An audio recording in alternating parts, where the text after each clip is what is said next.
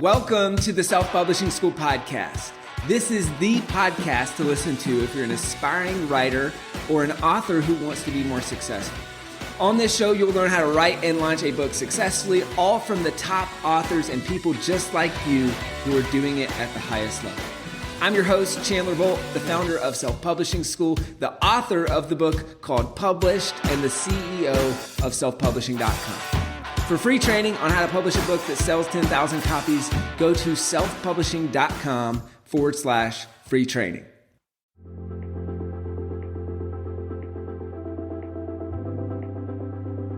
Hey, Chandler Bolt here, and joining me today is Alex Strathdee. Alex is a best-selling author turned digital marketing strategist. He's the founder of AdvancedAmazonAds.com. They've managed, this might even be an old stat, over $4 million in ad spend for over 500 books. He's a host of a popular podcast. Fun fact, we'll ask about this. At 21 years old, got 11 colleges to distribute his books to over 40,000 students across the U.S. So we're going to ask about that and learn about that. Interesting guy. We got a lot to learn. We'll talk about Amazon ads. We'll talk about that strategy. We'll probably talk about some book funnel stuff. A lot to cover. Alex, what's happening? Welcome. Chandler, it's a pleasure to be here. I'm in your old town, San Diego, and it's really funny to be on this podcast now because I like to say I got my master's degree in book marketing from listening to this show. I mean, I kind of created my own commute where, I don't know if you ever went to the UTC Mall here in San Diego, but there was a Capital One cafe that I would go work from. And so I would commute, 30 minutes there, 30 minutes back. And it was always this podcast I was listening to. And it's what taught me, a lot of what I now know. So thank you, Chandler. Oh, wow. That's awesome. Thank you for sharing that. And I see the Arate book in the back and the heroic shirt. Brian, a good friend of mine and has sent us a ton of business as well. We've helped a lot of people in his community write and publish books. What's the connection? Did you guys run ads for that book, or what's the connection there? Yeah, Brian's actually been a client of ours now for over a year. So he's one of our authors. A lot of these people are authors. I got Michael Watkins of The First 90 Days, Ulrich of The Pricing Roadmap. But actually, if you notice, these are actually all books that I have helped me in my business, and you'll see published by a guy named Chandler Bolt. Hey, oh my gosh, that's the blue version too. Holy cow. This is an old version. That. Yeah. This is the old school. Yeah, it is. I didn't even recognize that. I'm like, I was looking for my book up there. I didn't even see it. That's hilarious. Yep. Yeah, it's the old copy. Nice. Well, hey, how did you get into book stuff? Let's talk that. And then I want to hear this early on, the university strategy. Super interesting. Yeah, you got it. So essentially was back at, as a college kid, always entrepreneurial, wanted to do something, provide value some way to some group of people, right? So what did I know at that time? I knew interviewing. Good friend of mine for jobs and stuff. I had a good friend of mine, Rashad Kanal, who I think is connected through like 3 degrees of connection between us. He is, we started this podcast together called Practically Passionate, and we started to build up a little bit of traction for that podcast. And so we're like, okay, what's next? Obviously a book. And so we paid someone to help us put this book out to the world. And we launched it expecting people to come running. As time and time again, that's every author, a lot of them, you put out a book and then you think people are just going to come buy your book and they don't. So I had to then, it became a very interesting question to me that has now become the company, which is, Advanced Amazon Ads, which depending on when this episode comes out, we're actually rebranding as Shelf Life in the new year. So you can find us like at Shelf Life. But the book, we had to figure out how do we sell this thing? And so we, college kids didn't have, $10 to basically buy a glorified career guide when their university was giving them, something that wasn't as great, but, at least giving them something. And so we had to ask ourselves, okay, how are we going to sell this book? And so we ran some Amazon ads and that got obviously some traction. And then we also did grassroots marketing. So I remember sitting in coffee shops weekend after weekend and reached out to every university across the country, all of their career service departments saying, hey, we've got this. And we did the bestseller launch and all that. And so we could say it was a bestseller. And so then, I used that in the emails to these universities, and that got us about 50 phone calls. And out of those 50 phone calls, 11 universities actually said, hey, yeah, let's send out this book to our students. And so I love grassroots marketing and just getting creative with it. And so I may have missed this. Did they buy the books for their Yeah, stuff? Like, how did that work? Great next question. So the 11 universities that said they were gonna send it out, we had one of them that were willing to pay for it. So that was Kansas State. The College of Business at Kansas State said, "Yeah, we'll buy 500 copies of your book." And everyone else said, "Yeah, we'll distribute it if you send it to us for free." And so what we ended up doing is we sat there and we thought, okay, well, we now have a distribution of 40,000 students. That's about what the 11 universities added up to. And so we thought, okay, how can we, turn this audience into, a way to monetize the book or at least, pay for the book. And so we turned around and in the same way that we made a list for all the colleges, we made a list for companies that would want to get in front of students. Right. So there's, all these companies that want to hire those students. And so we ended up turning the book into a living thing, where we actually sold full page ads in the book for $1,000 a piece to companies like Kohl's, Belk, Elephant Insurance, all taking out $1,000 pages in our book. And that's how we ended up being able to make money off of it. And then actually that's sort of the seed funding for what this company is now. You're kidding. So no. Just if I can I'll repeat this back because I make sure I understand this. So reach out to a bunch of universities. You got 11 to say yes. 10 of them said, hey, we'll ship it to people if you give us free books. So kind of kick rocks essentially, but also like, well, we'll pass out free books. But then one, Kansas State said, hey, we're gonna send out we'll buy and send out 500. And so you said, hey, how do we seed fund this distribution? Well, okay, now we've got X thousand college students. So, hey, organizations want to get in front of these X thousand college students. So you said $1,000 per page. That's kind of like an advert for these big companies. Is that kind of how it worked? Exactly. And so Kansas State had the physical books. All the rest sent out, via their career services site, sent it out a PDF of the book. And in those PDFs, I mean, we were able to even track links, we were able to make it, because it was digital, we made it so that it took the students directly to applications for internships. And so we were able to then provide those metrics back to companies as well. So we were able to the fact that it was digital, we could kind of take advantage of that too. But that was my start into the whole book marketing world. That is cool. What a fun story.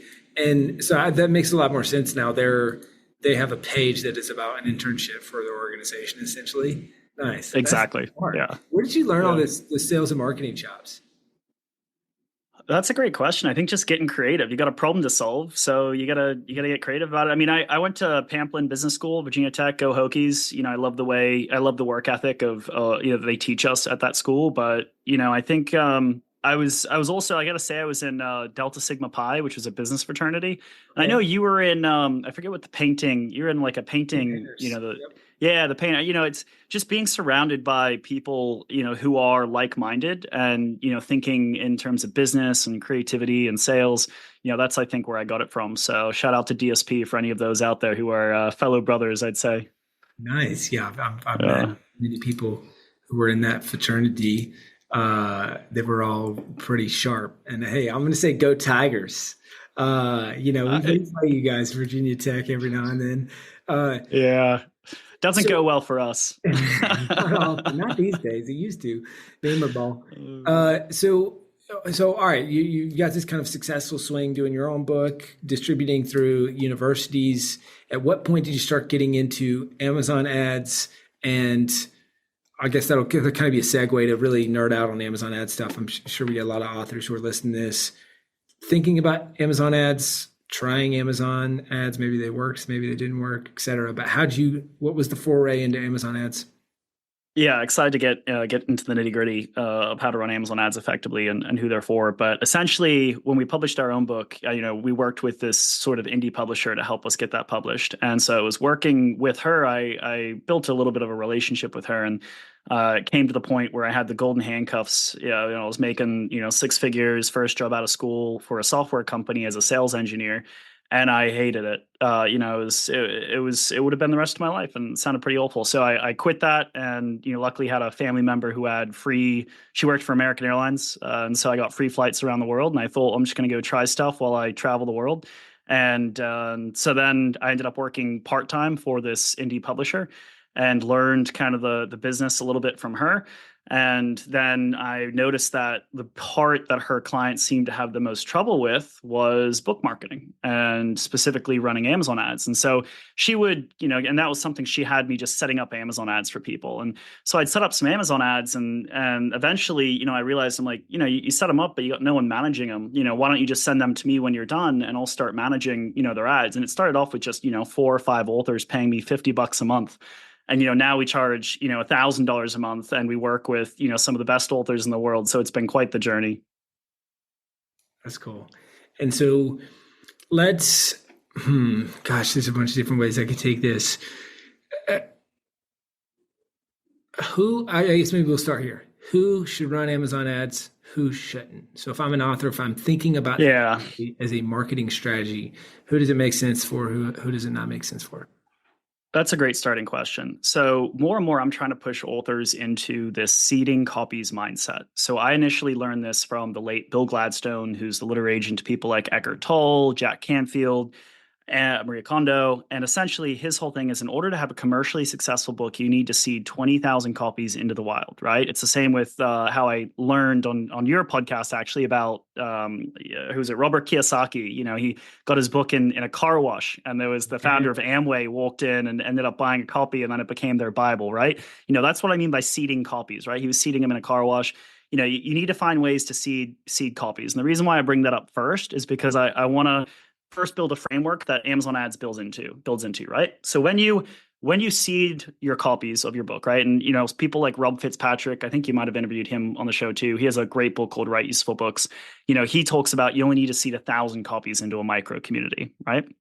Now, I think that the truth is the number is somewhere between 1,000 and 20,000. And, if you're a really serious author, you really want this book to do well, then you should set your goal at, 20,000. And if this is just like kind of a side project, you just want to get to the next thing, you can seed, 1,000 copies and move on, right? And so once you have your number, so I think that's where most authors go wrong with marketing is they don't have their number to begin with of, okay, I'm going to commit to moving this amount of copies into the wild. That's kind of your product test. You're testing your product. You're getting enough copies into the hands of people. I always say mom's purchase doesn't help, right? Like these are people, you need to get the book into the hands of people whose problem you're actually solving for.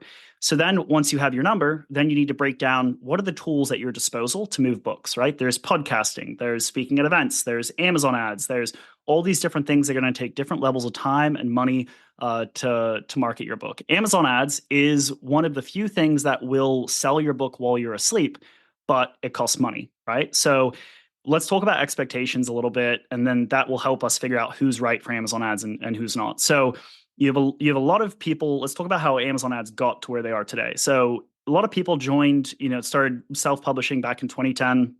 People like Nir Eyal, you have all these different authors who self-published and had great success because there was much more demand on the platform than there was supply of books. And so Amazon ads was the same. It was very easy for authors to get ads set up. And there's a lot of people, I won't name names, who created Amazon ad courses that worked for that environment that don't work today. And so there's a lot of misconceptions around Amazon ads. It's a very changed landscape than how it was in 2015 or whatever have you, or even just 5 years ago when clicks were a lot cheaper than they were today. You had the focus of also what, back then you had just indie authors who were just trying to make money off their books. Now you're competing against people who are trying to use their Amazon ads as a book funnel. Those people are willing to pay a much higher cost per click, right? So I'm not saying Amazon ads isn't for you. I'm just saying don't think that anyone who had success back in 2015, it doesn't necessarily mean it's relevant to today, right? So pay attention to who you're following with that. So the authors that should, today consider it. Well, again, that comes down to your budget and how much, if you have more money or you have time, right? If you have a huge budget and you're a very, very busy, busy executive, or just, you're a busy chef or whatever it is, and you have more money than time, then Amazon ads, can be one of the ways that you can get books out into the world. But, expect that you're going to be paying a cost per reader, of anywhere from $3 to, $20 to acquire a reader, as opposed to, if you are someone who has a small budget, let's say, you're putting your kids through college, and this is kind of just like a side project you're working on. You don't have much to fund it. I would focus much more on doing grassroots marketing, right? So like Chandler and I talked about in the beginning of this episode about, reaching out to universities, right? That's going to be much more effective for you, if you have more time than money. So Amazon ads, don't expect, first of all, Amazon ads have changed. Don't expect them to be as cheap as they were. That being said, there are a few books that Amazon, for whatever reason, just loves and takes off. Now, this is maybe 1 in 1,000 books. So like, you can't expect this. I'm sure you've seen this before too. Like, I know you've had Hayden Crabtree of Skip the Flip, right? Amazon ads just love that guy's book, and he's just done wonderful things with it because of it. And so, that's a great episode too to listen to for those of you that looking for other good episodes here. And so Hayden's book, obviously right time, right place, right book for Amazon. There's certain things that we've started to notice that are not Amazon specific, Amazon on the platform, details about your book on the platform that impact how well your book does on Amazon. So like Joseph Noyan, let's talk about an example that's worked really, really well recently, which is, you might have heard of the author Joseph Noyan of Don't Believe Everything You Think. He actually just worked with a new publishing company and was able to get the New York Times, hit the New York Times list last week. So like major successful book right now, right? Now, Joseph is a self-published author. A year ago or whatever, 6 months before he released that book, Joseph had 0 following.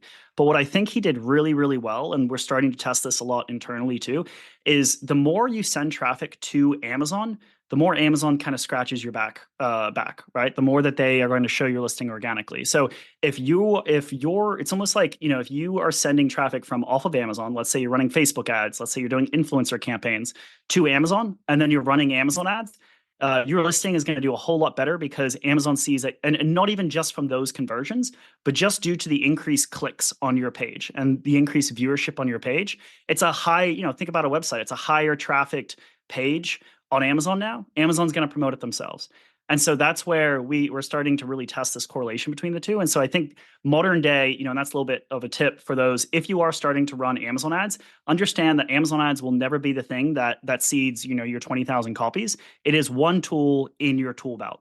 And the more you have these other pieces going, like if you're running Facebook ads, if you're, doing podcasts that are converting and driving traffic to your listing. But that's the thing, you don't even have to be selling books from this additional traffic. Just start by driving traffic to the Amazon platform, and your ads are going to work better than the person who has 0 traffic and that, is trying to run Amazon ads for a somewhat similar book. So that's a little bit more about the nitty gritty. But basically, answer the question in fully, who should run Amazon ads? People who have a budget. It's definitely not, a game to be played by someone who's, scraping together pennies to market their book. You need a budget. And then, I think the other part of it too is you need a comprehensive marketing strategy as well. So those are the 2 main things that I think are important for people if they're going to run Amazon ads. Make sure that, you have the budget, and make sure that you do have, it as part of a tool belt, not just one tool. Because otherwise it's like trying to build a house with just a hammer, right? You need the wrench, you need the screwdriver, you need all the other tools too. Yep, love it. That's great. And, I love this quote from Perry Marshall. He talks about how, well, I guess I'll back up. A lot of people, I think the common misconception is, hey, I'm just going to set up some Amazon ads, works great for other people, and it's going to be successful right out of the gate. And Perry Marshall talks about how your first $1,000 on any ad platform is just paying tuition to learn. And a lot of ads and a lot of marketing in general is, let me try 10 things and hope that 3 of them work, and then try 10 more and hope that 3 of them work. And, you bat 300 in baseball, you're in the Hall of Fame. Kind of very similar in marketing. But you got to try a lot before you find something that's successful, including a lot of different ad variations, copy, et cetera, right? So first $1,000 is tuition to learn that platform, especially, or just learn more about ads. I guess so. A 2-part question. A, have you seen that to be true? And then how can people approach spending their first $1,000 on ads in the smartest way possible, setting up their first campaigns, kind of all that stuff? Yeah, let's I'll probably forget the second question by the time I'm done answering the first. So let's start with the first question. So, first question being, do you need to spend $1,000, sort of thinking of that as your tuition? Well, that's why you listen to a podcast like this. That's why you listen to Chandler, is to save yourself that tuition a little bit. And I'll to give you a little bit of what you would be spending on that tuition. A couple things to take note of. It used to be there's a lot of myths with Amazon ads, and realize that there's no gaming, there's no anyone who's trying to, give you a free lunch or teach you like a hack method. It's not real. And the second Amazon finds that it's a hack method, they'll probably do away with it, right? Like there's many authors who found that little hack that then, within Amazon finds out about it in a few months and then, does away with it. So like you really have to earn your way and think about, practically and do this the right way. So like, what do I mean by that? Like, people say like, oh, if I set a campaign end date as like, sooner, that means Amazon's going to like, no, none of that stuff is like real, right? I will say when it comes to blurbs. So this is another thing that Amazon, that there's a lot of misconceptions about there. And I actually used to be in the wrong camp. We used to run all of our ads without ad text. That's wrong. That's just poor digital marketing. Now I'm lucky enough where I have some brilliant marketers. We now have the former head of all of paid media for Blackstone Publishing is now on our team. The former VP over at Goodreads is now on our team. Like, I'm fortunate now where I've learned a lot just from having experts on my team. And so, you need to be thinking about what are the different types of people that you're going after, the types of audiences, and crafting messages for those audiences. So ad text does matter. That's one thing that I'll mention. Don't run your campaigns without ad text. Second thing is auto campaigns. So there's one of the reasons why authors, it can be so hit or miss with auto campaigns. Amazon is only going to auto campaigns are taking the data that Amazon has about your book and making the most informed decisions based on that data, right? Now, the data that Amazon has when you've just put a book up on Amazon is very limited. It's very limited to your book description, your book title, your back-end keywords, right? What's more important for Amazon is actually reader profiles. And so in order to have reader profiles, you need people who have purchased your book, right? So Amazon is looking at who has purchased your book and then building up a reader profile based on that data that it has about your ideal readers. And then that's who it's running those ads to. And so people spend so much time on, the metadata when a lot of it is actually like, who is buying your book? That's who Amazon's looking at when deciding on who to show your book to. And a big part of that is reviews. So, you and I know, I've heard you talk about some other platforms as well. And Chandler, and when it comes to reviews, if you have the wrong people reviewing your book, like let's say I have a business book and I have a bunch of fiction readers, buying and reviewing my book, you are telling Amazon that your book is for fiction readers. And so, that's like, I hate to say it, but like platforms like Pubby, right? Like Pubby, especially if you're a nonfiction author, if you're running Pubby and you have most of those are fiction readers buying and reviewing your book, you're going to be telling Amazon your book is for the wrong people. So it's so important when your book is early on in Amazon to make sure that you are driving the right people to your book. It's the same, it goes back to my saying, mom's purchase doesn't help. If your mom loves to read steamy romance, then like she is not going to be the person to buy your business book. You want to make sure you have the right people buying your book. It's going to take you a lot further with your Amazon ads. So that's two pieces of tuition that hopefully will extend you there is, definitely have ad text. Think about the people you're targeting. Don't just launch 1,000 campaigns. And then the second thing is, making sure you have the right readers before you set up your ads. I say, if you don't have somewhere between 1,000, at least 1,000 people who have purchased your book, unless you're like in a really hot market, and don't get me wrong, there are still markets on Amazon that have way more demand than supply. Mm-hmm. But, unless you're in one of those markets, you need to realize that you're going to need to teach the Amazon algorithms who your ideal readers are. So I know I monologue a lot, Chandler, so feel free to stop me at any point. No, it's great. It's great. The big takeaway, stay away from mom's steamy romance. I'm glad that's what stuck out to you. No, I'm kidding. So many great tips there. So it feels like a little bit of I would imagine if I'm listening to this right now, a little bit of a catch-22. It's, okay, I need readers so that Amazon knows who to target. Right. But I need ads to get readers. So what would, obviously, I mean, you can still spend money on ads. It's just, I think to your point, they're just going to be less efficient. So is there any way to maximize kind of your bang for your buck early on at times? Yeah. Anything else that you think through? I want to go, like, this is my last question on beginner stuff. Then I want to really talk intermediate, advanced? Like, how do we scale all that stuff? Yeah, absolutely. And I mean, this goes back to why it's so important. It is. It's a catch-22, right? I mean, that's like one of the hardest things to learn as an author is just that there's no such thing as a free lunch. The lady who I paid to help us launch our book, I paid to do a $4,000, Amazon bestseller package, right? And if you use that label in the right way, like how I used it to get in front of these universities, then don't get me wrong, it can prove its value. But a lot of people sign up for those packages thinking that their book, that means that they're going to have thousands of adoring fans. That's oftentimes not what it leads to. And so it's going back and just realizing that, yeah, like, to become an author and do something with your book, it does take work. And so, it's where it comes back to, having an email list, right? I mean, and I love like, Tim Grohl's, your first 1,000 copies. That's like if you want to talk about getting your first 1,000 copies, go and message your friends on Facebook and LinkedIn connections and be like, hey, I'm writing about this topic. Would you be interested? Like an average conversion rate on a web page, of viewer to subscriber is going to be like what, like 2-3%. You'll find that you'll have like a 40 to 50%, it's conversion rate if you're asking people one by one, and do that until you have a list of 100, 200 people. That's your starting place as an author. If you're releasing a book, you have to have an email list. And I actually took this from you that, and again, we can go into so many different rabbit holes here. I know you want to stay on Amazon ads, but for those authors who are like, okay, then where do I start? You need to start with like a mini audience, and then nurturing those emails. I actually stole this from your interview with James Clear, Chandler, where he has the 3-2-1 format, which I think is like so brilliant, not just because of the fact that it's simple, easy to read, but also you can batch produce that. You don't have to sit down and think of, oh, what am I going to write to my followers today? It's okay, what are three, like our 3-2-1 is 3 book marketing secrets, 2 links that are helpful for authors, and then 1 quote, right? And so think about some structure and we Nice. produce a month full of newsletters in 2 hours a month. So it doesn't have to be hard. Just go back and listen to all the episodes that Chandler's put out. I appreciate that. Yeah.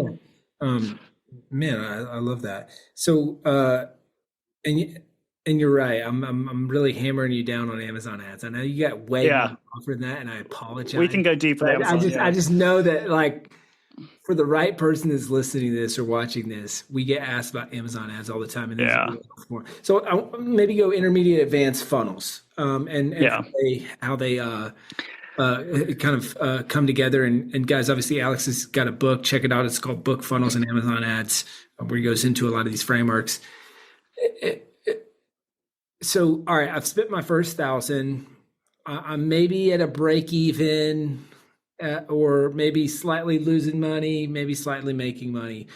What's the difference, or what's needed to say, okay, I can now scale this up to where I'm spending, let's call it $1,000 a month on ads at break even or better? Like, what are the levers that you see there to improve ad performance? Yeah, so I would say one of the most important things, getting again intermediate, is tracking your data. So like the Amazon ads dashboard is very rudimentary. It doesn't provide you with what really a lot of the data that another more advanced platforms, because you got to remember Amazon ads is still new to the game compared to some of these more legacy ad platforms. And so compiling your search term data, I can't believe that Amazon doesn't allow you to do this. Compiling your search term data over a longer time horizon, right? So the longest, Amazon hangs on to data for 65 days. What I would recommend doing is, and it depends how good you are with Excel, but downloading those search term reports every 30 days and adding together the metrics, the long-term metrics. And so that is going to help you make much more informed decisions and see over the time, what are my highest converting, targets that I can then build out further campaigns on. Couple more things too. So yeah, utilize the search term reports a lot. Again, compile that data every 30 days. And, it's how advanced you want to get with this is how much time you got here, Chandler. But the second thing is, there's a lot of times that we'll see that for whatever reason, some books just won't start. They just won't even show impressions. And that's like why a lot of authors come to us is like, they're like, I have budget. I just can't even get Amazon to start getting clicks or impressions. Yep. We actually reach out and, we're lucky where we have back channels now with where we've actually unofficially become Amazon's choice partner for nonfiction books, where they actually send us clients now. Oh, Yeah, it's cool. They just sent us Dan Heath, so like now we're working with Dan Heath, and that was Amazon sent us that, which is Incredible. pretty cool. Incredible. Amazon, so yeah, Amazon. Oftentimes there are actually a lot of glitches on the back end. So where your book isn't showing, we just and maybe I'll get canceled for saying this, but we just bombard Amazon support saying like, hey, something's clearly wrong here. We can't even get impressions to show, and it's like overnight things will start we'll start to see clicks and impressions come in. So it's almost like they just are like, okay, this person's either annoying us or they see that Yeah. there is some glitch on the back end and it Mm, turns on. So reach out to Amazon support in your ads dashboard if great. you're seeing issues. So that's something that that fixes a lot of issues. Also keep in mind that if you're one of the key components that I find Amazon, this is going back to first of all what the issue is. People will bid as much as like $10 on a bid and not get clicked. And people like, I don't understand, why is that? I thought it's like a second tier auction system, right? Mhm. There's a lot more going into Amazon's decision of when to show an ad at a given time, which is, like how much Amazon actually thinks that book can convert. And what's different is that, where Facebook, which, you have, it's more about traffic, Amazon is looking for book sales, and Amazon actually makes money when books sell, not just when people click on ads, right? And so that's part of what's going into that equation. We found that even changing your book pricing so that Amazon can make more, so raising your prices can actually help your Interesting. book do better. Again, these are all just levers to pull. I'm not saying one of these is going to be the given, the thing, the golden nugget for you. I'm just saying you have to keep, it's one big science experiment, right? So Hmm. like, with a book and we actually found there was a something we ran with a book, one of our authors, where Amazon will discount your book for you. If Amazon gives you a discount on your book, that's like push really hard on your book because you're printing money, right? Like they will discount your book and still pay you based on your royalty if you haven't discounted the book anywhere else. And so we even tested this, and I undid it very quickly because you never want to bite the hand that feeds you. But this lady's book was selling at $19.99, and it was discounted down to like 12 35. And so we were like, okay, I wonder what happens if we price the book at like, $100. And so we literally raised the print book to $100 just for like a short-term test. And Amazon was paying more in royalties than they were in, because of the discount. They kept the book discounted. And so like, I saw that and immediately we changed it because I was like, okay, this is if there's one way to get your account banned, and I would Yeah. highly recommend not doing that for anyone. Yeah. Maybe I'll even get in trouble for saying this, but like a whole point of this is to say that there are glitches on Amazon and Amazon's ends, right? On Amazon's end, it's not a perfect platform, but I do see that that's an extreme example, but I do find that even if Amazon's not discounting, let's say you raise your book to from 19.95 to like 24.95, your ads might show a little more because Amazon now has a bigger pie, a bigger pie. They get to make money off of your book versus it depends on the competitor landscape and what the people bidding against you are is. But playing with your pricing and raising your prices can actually help your ads do better because Amazon, again, has more to gain from your books. So those are a couple big highlights that I'd say. Getting into more of the intermediate stuff. Again, I think that going back to the fundamental of just what audiences are working for you right now, and then building up from there. In terms of metrics, I know some people will say like a 1 in 30, one click and or one purchase in 30 clicks, or one purchase in 50 clicks. Again, and those metrics at the very beginning were a little bit outdated. We now manage around 10 million, or we have managed around 10 million in Amazon ad spend, and we currently have around 5 million under management. And so with we usually find like a 1 in 20 is about average. So about one click or one order for every 20 clicks. That's about an average conversion rate. But some books they're at 1 in 30, and it's still healthy. So hopefully those are some good intermediate tips for you and the listeners, Chandler. Cool. That's great. Really good. I just taking some notes over here. I like that. Gosh, there was one follow up that I was going to ask on that. Are you, it's escaping me right now, but are you guys testing a bunch of copy and that sort of thing and target? I mean, I guess you got your levers of your copy and your targeting and then other stuff as well, but what are the biggest levers that you're testing that you see make the biggest difference and improvements in ROAS, to use a more common term? And obviously not the Amazon specific term, but like what do you see there?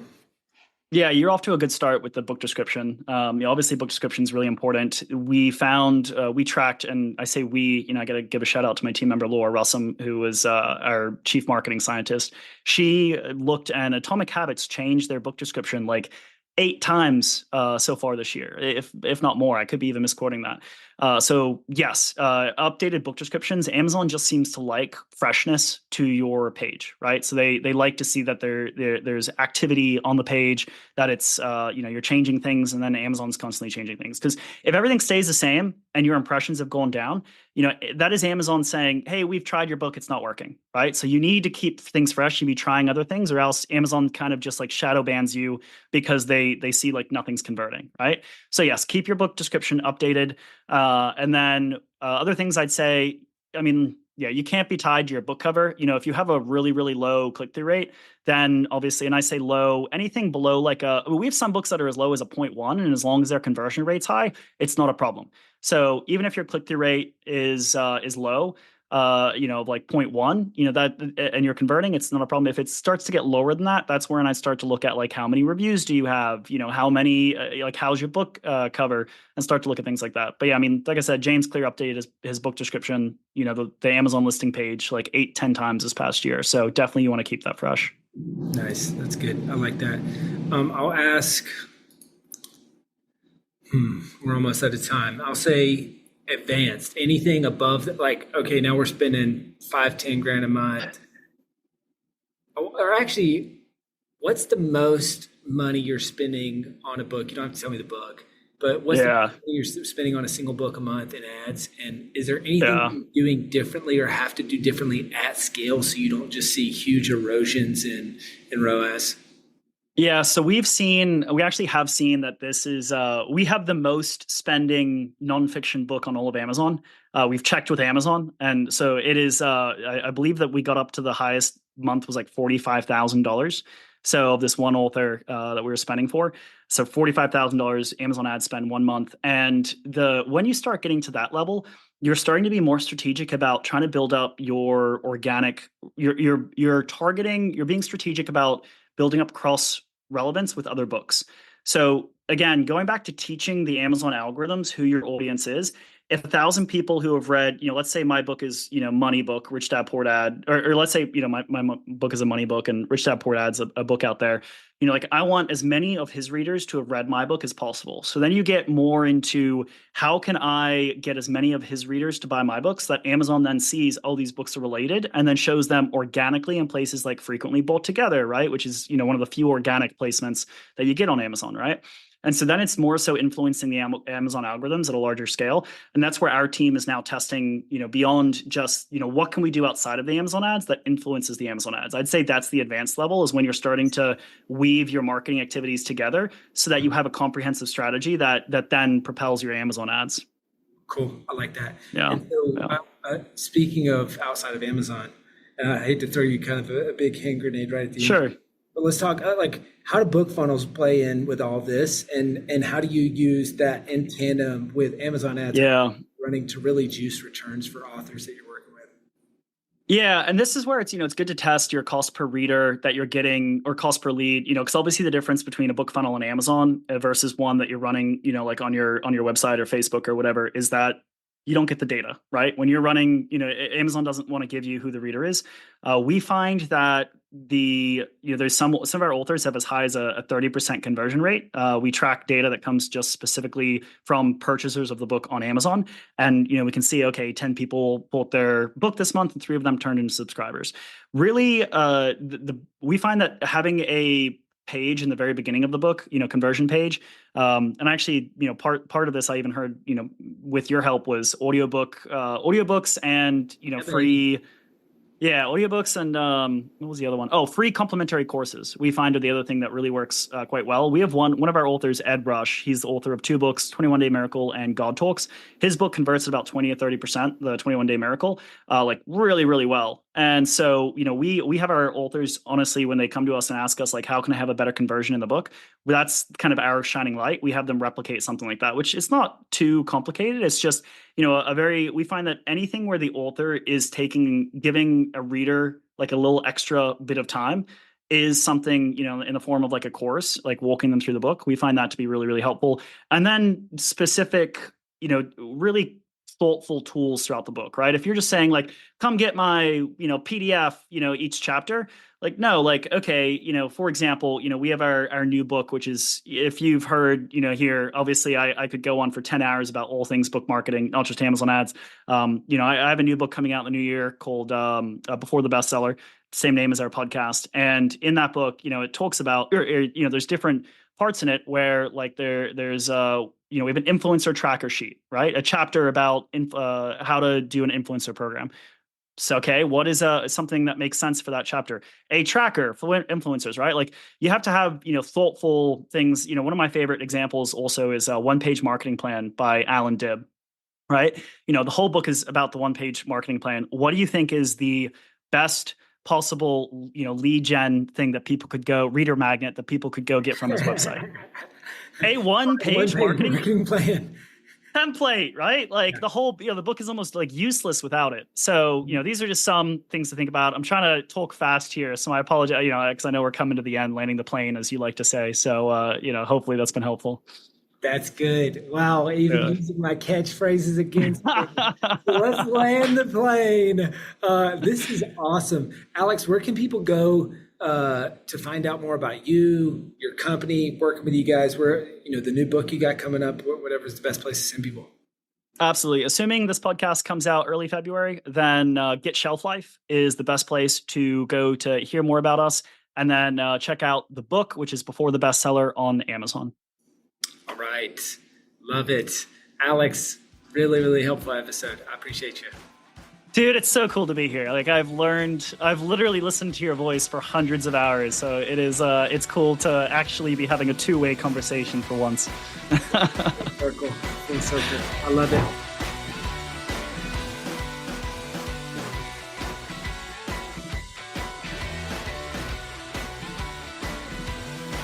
Thank you so much for watching or listening to this episode of the Self-Publishing School podcast. I know there's so many places that you can be spending your time. There's other podcasts that you could be listening to, YouTube channels that you could be watching. So thank you so much. It means the world. Now, I want you to do 3 things right now if you found this episode helpful. All right, number 1, I don't know if you know this, but we've got a YouTube channel. It's a companion channel to this podcast. All the video versions of the episode are on the YouTube channel. So number 1, subscribe to the YouTube channel. Number 2, if you're listening to this podcast wherever, whether this is Spotify, Apple Podcasts, number 2, I want you to subscribe to this podcast right now so you don't miss a future episode. And then number 3, this is probably the most important, leave a review on the podcast. All right, reviews are super important and help this podcast get discovered by other people.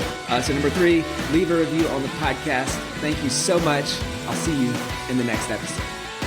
If you're on the fence about scheduling a publishing consultation call with my team, maybe you're not quite ready for that, I've got some free training that I think will be really helpful for you.